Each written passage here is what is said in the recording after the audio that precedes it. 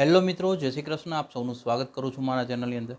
જ્યારે બી કેનેડા પીઆરની વાત આવતી હતી ત્યારે બી એક વસ્તુ જોઈ છે, પીઆરમાં ફોકસ અત્યારે કન્ટિન્યુઅસલી ફ્રેન્ચવાળાનું વધી રહ્યું છે. જ્યાં આગળ હું તમને કહું કે આજે બી તમારી સાથે જે અપડેટ કરું એની અંદર ઇમિગ્રેશન તરફથી જે અપડેટ આવી છે એ એવી અપડેટ છે કે જ્યાં આગળ 2025માં ફ્રેન્ચ જે લોકો જાણતા હશે એ લોકો માટે 80થી 90% લોકોને પીઆર આપવાની ગણતરી દેખાઈ રહી છે. જ્યાં આગળ અલ્ટિમેટલી હું તમને ઘણા વિડીયોઝમાં બી વાત કરું છું કે ફ્રેન્ચનું લેવલ ધીરે ધીરે કેનેડામાં ઇમ્પોર્ટન્સ વધી જ રહ્યું છે, તો તમારે બી ફ્રેન્ચ શીખવી કમ્પલસરી ધીરે ધીરે થઈ જશે. અત્યારના કેસમાં હું તમને જો વાત કરું કે પ્રોવિઝનલ નોમિની પ્રોગ્રામની અંદર ક્યુબેક ઇમિગ્રેશન પ્રોગ્રામમાં જે ન્યૂ પ્લાન આવ્યા છે, જેની અંદર પીઆરના જે નવા પ્લાન્સ આવ્યા છે એની અંદર 50,000 લોકોને 2025માં કેનેડાના પીઆર આપવાની ગણતરી કરવામાં આવી છે, જ્યાં આગળ 48,500થી લઈને 51,200 જેવી સંખ્યામાં ઇમિગ્રન્ટ્સને પીઆર કરવાની કાઉન્ટિંગ રાખવામાં આવી છે. બટ આની અંદરથી સૌથી મોટી વાત એ છે કે જે લોકોને ફ્રેન્ચ આવડતું હશે અથવા જે લોકો ફ્રેન્ચ સબમિટ કરશે ફાઇલની અંદર, એવા 90%, 80થી 90% લોકોને પ્રાયોરિટી આપવામાં આવશે આ પીઆરની અંદર, અને 80થી 90% લોકોને ફ્રેન્ચ જેને આવડતી હશે એને પીઆર કરવામાં સરળતા કરી આપવામાં આવશે. આ સિવાય બી આપણે આગળ જોઈએ. ચેનલ પર આગળ વધતા પહેલાં નવા છો તો સબસ્ક્રાઈબ કરી દેજો અને નોટિફિકેશન ઓન રાખજો, બિકોઝ આવી જ અપડેટ તમારી સાથે શેર કરવાની કોશિશ કરતા રહીશું. અને માહિતી જો સારી લાગે તો લાઇક કરી દેજો. તમારો ઓપિનિયન કોમેન્ટ કરવાનું ખાસ યાદ રાખજો.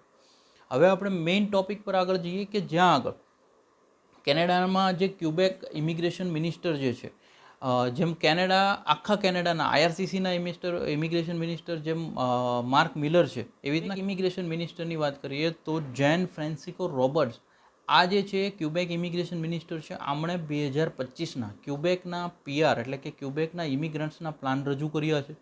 જ્યાં આગળ હું તમને વાત કરું કે 2025માં 50,000 જેવા ઇમિગ્રન્ટ્સને પીઆર કરવાની વાત કરી રહ્યું છે ક્યુબેક, જેમાંથી ઇકોનોમિક બેઝની અંદર વાત કરીએ તો 31,000થી લઈને 32,900 એટલે કે એપ્રોક્સિમેટલી 33,000 જેવા લોકોને પીઆર કરવાની વાત છે. એડિશનલી જે રેગ્યુલેશન પીઆર ચાલતા હોય છે એની અંદર 72% લોકો એટલે કે 50,000ના જો 70 કે 72% અગર આપણે કાઉન્ટિંગ કરીએ તો 35,000થી લઈને 38,000 એવા લોકો થશે કે જે રેગ્યુલર પ્રોગ્રામ થ્રુ પીઆર કરવાની ગણતરી રાખવામાં આવશે. આ સાથે જો વાત કરીએ તો આની અંદર બીજા સ્પોન્સર્સ, જેમના સ્પાઉસ છે અથવા પેરેન્ટ્સની વાત કરીએ, આવા 10,200થી લઈને 10,600 લોકોને ઇમિગ્રન્ટ કરવાની ગણતરીઓ રાખવામાં આવશે. અને બાકીના જે વધે છે એની અંદર રેફ્યુઝી પ્રોગ્રામ થ્રુ કેનેડાના ક્યુબેક પ્રોવિન્સ એને ઇમિગ્રન્ટને પીઆર કરવાની કાઉન્ટિંગ કરશે.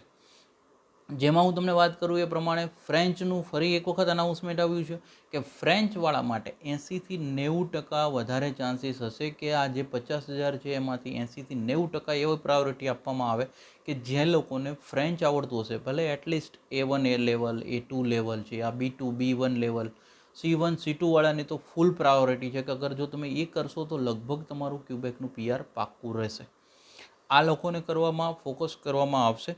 અચ્છા, આ સાથે હું તમને કહું કે ક્યુબેક પીઆરના અનાઉન્સમેન્ટ ઇમ્પોર્ટન્ટ બધા માટે કેમ હોઈ શકે, તો કે હું તમને એક ટેકનિકલી વાત કરું કે ક્યુબેકની જે ગવર્મેન્ટ છે, જે એટોનોમસ છે, એના ડિસિઝન્સ ઘણી વખતે આઈઆરસીસીના જે કેનેડિયન ઓફિશિયલ જે આઈઆરસીસી જે છે એના ડિસિઝન કરતાં બી સ્ટ્રોંગ હોય છે, કે જે કદાચ જે પ્લાન રજૂ કરે છે તો જે પ્લાન થ્રુ એ લોકો ઇમિગ્રન્ટ્સ કરે છે એ ઘણો બધો પ્રોવિન્સને બેનિફિટ્સ આપતા હોય છે.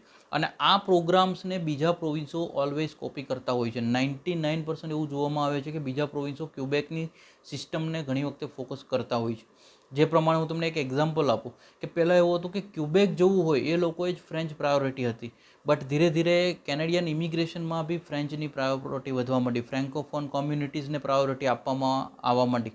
આ જ રીતે જે ક્યુબેક ઇમિગ્રેશનના પ્લાન છે, કદાચ આનું અનુકરણ જે બીજા પ્રોવિન્સ બી છે એ ભવિષ્યમાં કરી શકે છે અને પોતાના પ્લાન ડિસ્કસ કરી શકે છે. જ્યારે બી નવા પ્લાન્સ રિલીઝ કરશે, અમારી પાસે માહિતી આવશે, બને એટલી ઝડપથી તમારી સુધી પહોંચતી કરવાની કોશિશ કરશું. ત્યાં સુધી આ જે માહિતી આવી છે બને એટલી સરળ ભાષામાં તમારી સુધી પહોંચતી કરવાની કોશિશ કરી છે. જો માહિતી સારી લાગી છે તો એક લાઇક કરી દેજો. મેક્ઝિમમ લોકો સુધી સ્પ્રેડ કરવાનું ના ભૂલતા. Education, support education. Thank you so much. જય હિન્દ, જય ભારત.